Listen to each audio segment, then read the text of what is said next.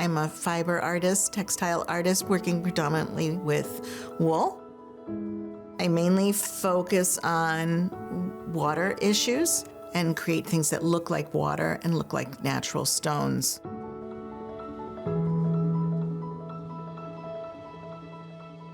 I love the relief quality of the wool, that I can bend it and float it. I can make areas thicker and thinner, and so then there's more depth, physical depth that you can actually touch.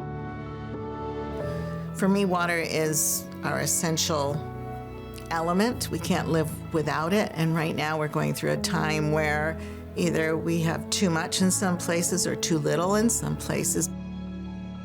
I'm dealing with issues of aridification and flooding, both sides of that coin. But I also love water. And this Hudson water that we're right near connects me to where I grew up and then comes all the way up to here. So just rivers are amazing. We can't live without them. In my household, everybody made things, and that's the way we raised our kids too. You can make whatever you need. So my parents came to this country in 1950 after surviving the Holocaust.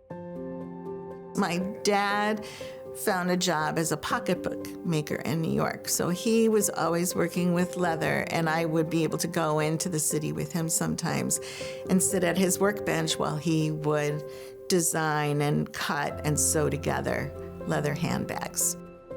My mom would sew anything, only because the first apartment they rented had a sewing machine.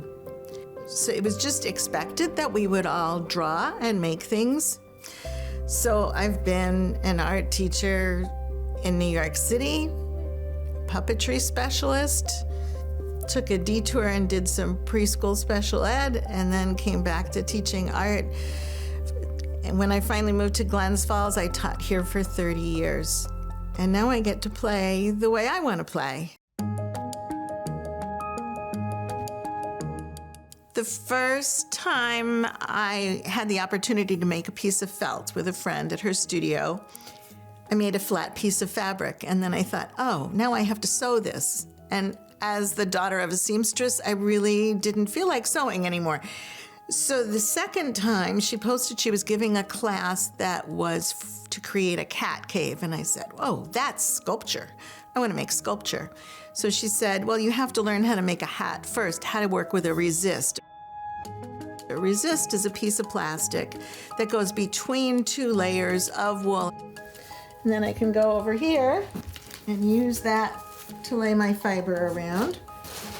So this is sheep's wool in the form of roving. And then I'm wrapping the wool fibers around the edge, and as I rub them with soap and water, they start to intermesh, almost like making dreadlocks. And it starts to have substance to it. You're creating surface and form simultaneously. That's the magic of felt to me. Once I learned to felt, I never painted again.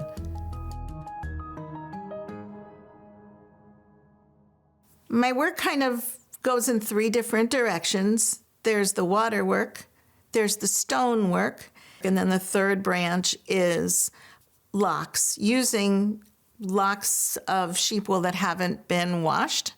And I can felt them in with my fingertips so that the locks stay up and curly. I start with sketching when I start a new piece, and you never get enough time to make everything that you sketch out, but you choose one, a concept. Sometimes that concept comes from what I'm hearing on the radio or what's affecting me at the moment.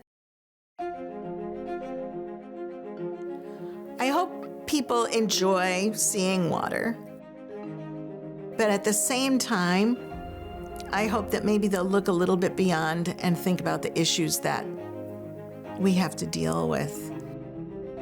Last summer, I was hearing all about the fires in Maui and came up with a piece that I ended up calling Scorched Earth. I have another piece that's called Flow Free, and that's about dam removal. And nobody would know that. They would enjoy looking at this flowing free bits of water. But to me, it's also saying the more we remove little nuisance dams throughout the Adirondacks, the more opportunities wildlife and fish have to get back to their spawning grounds and places where they need to go. Another piece I'm really pleased with is Running Out, and it's my largest piece. That's one piece. It's 10.5 feet long, and it starts full and roaring with lots of white curly locks, but it ends in little drips of water, and it's about aquifers and other water sources running low.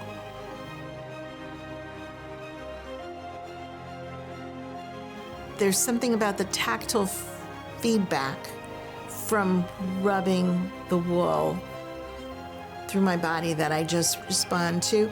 I like also not having a pencil or paintbrush.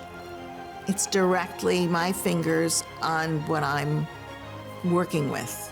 There's no intermediary thing. Why do I need to make art? Like, I just have to. Like, everybody in my family has to make things. It's just who we are.